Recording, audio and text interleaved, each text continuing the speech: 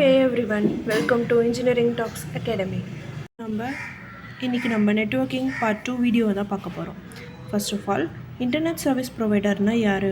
இன்டர்நெட்டை யார் ப்ரொவைட் பண்ணுறாங்களோ அவங்கள தான் நம்ம வந்து இன்டர்நெட் சர்வீஸ் ப்ரொவைடர்னு சொல்லுவாங்க.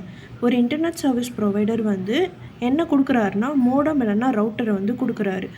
இந்த மோடம் ரவுட்டருக்கு வந்து என்ன ஐபி அட்ரஸ் இருக்குன்னா குளோபல் ஐபி அட்ரஸ் இருக்கும்னு சொல்லுவாங்க.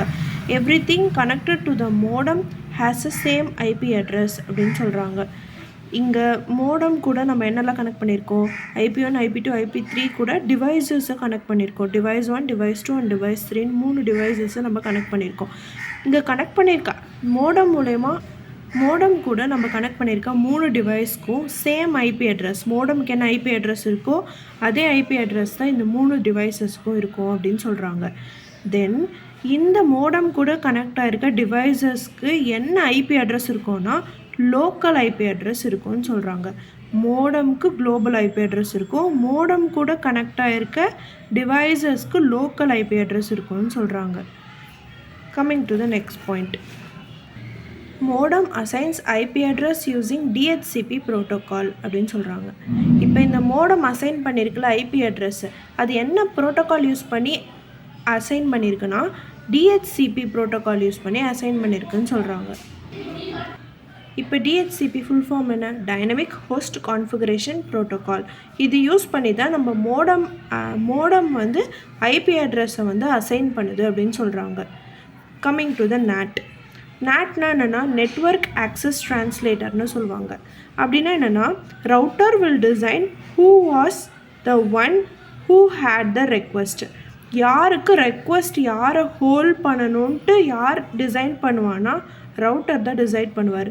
இதை நம்ம என்னன்னு சொல்லுவோம்னா நெட்வொர்க் ஆக்சஸ் ட்ரான்ஸ்லேட்டர்னு சொல்லுவோம். Then coming to the next, how to the application differs. எப்படி அப்ளிகேஷன் டிஃபர்ஸுன்றதை வந்து நம்ம கண்டுபிடிப்போம். எல்லா கம்ப்யூட்டருக்கும்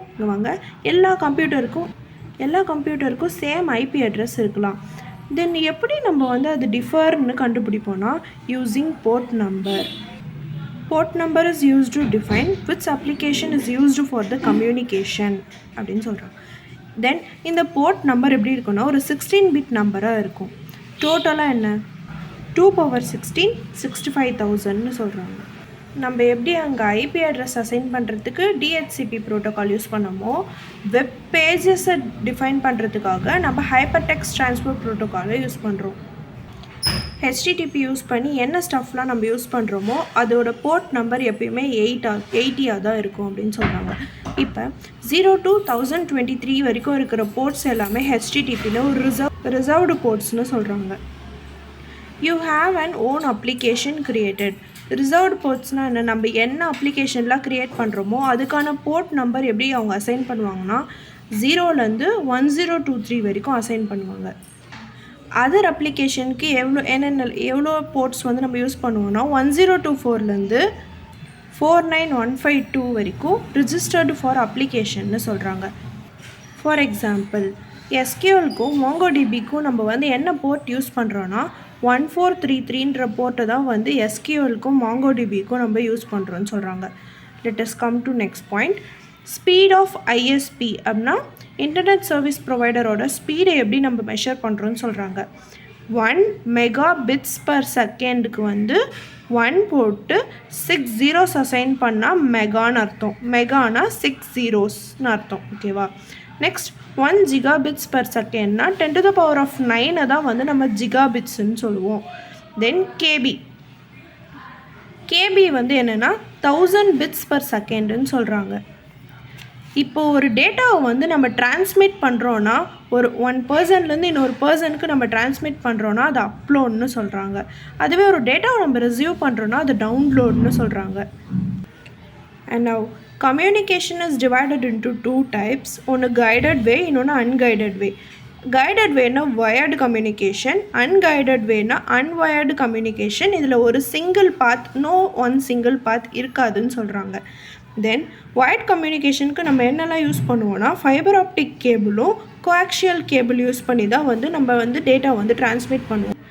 அன்வயர்டுக்கு வந்து நம்ம ப்ளூடூத் யூஸ் பண்ணலாம், வைஃபை யூஸ் பண்ணலாம். இப்போ நம்ம 3Gலேருந்து 4Gலேருந்து 5Gக்கு வந்துட்டோம்.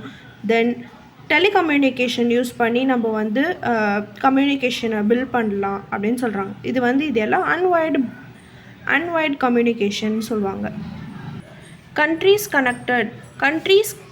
டிஃப்ரெண்ட் கண்ட்ரீஸ்க்கு நெட்வொர்க் எப்படி டிரான்ஸ்மிட் ஆகுதுன்னா using fibre optic cable use பண்ணி தான் வந்து டிஃப்ரெண்ட் கண்ட்ரீஸ்க்கு நம்ம நெட்வொர்க்கை வந்து டிரான்ஸ்மிட் பண்ணுறோம், இல்லைனா ஒரு டேட்டாவை வந்து டிரான்ஸ்மிட் பண்ணுறோன்னு சொல்கிறாங்க. எப்படி அந்த டேட்டா வந்து டிரான்ஸ்மிட் ஆகுதுன்னா ஃபைபர் ஆப்டிக் கேபிள் யூஸ் பண்ணி, நான் அது உங்களுக்கு லாஸ்ட் வீடியோலேயே போட்டிருந்தேன், wire running across the ocean, அது எப்படி கனெக்ட் ஆகிருக்குன்றதை நான் உங்களுக்கு லாஸ்ட் வீடியோவிலே சொல்லிட்டு இருந்தேன். இப்போ பாருங்கள், ஃபார் எக்ஸாம்பிள் வச்சு நான் உங்களுக்கு சொல்கிறேன். இன்டர்நெட் சர்வீஸ் ப்ரொவைடர் வந்து ஒரு டேட்டாவை கொடுக்குற ப்ரொவைடர் வந்து ரவுட்டர் மூலயமா நம்ம அனுப்புகிறோம். அந்த ரவுட்டர் மூலயமா அனுப்புறது வந்து எப்படி போகுதுன்னா ஒரு ஃபைபர் ஆப்டிக் கேபிள் யூஸ் பண்ணி ஒன் கண்ட்ரீஸ்லேருந்து இன்னொரு கண்ட்ரீஸ்க்கு டிரான்ஸ்மிட் ஆகுதுன்னு சொல்கிறாங்க. அவ்வளோதான். இதில் எதனா டவுட் இருந்துச்சுன்னா எனக்கு கமெண்ட்டில் கேளுங்க. தேங்க்யூ. தேங்க்ஸ் ஃபார் வாட்சிங்.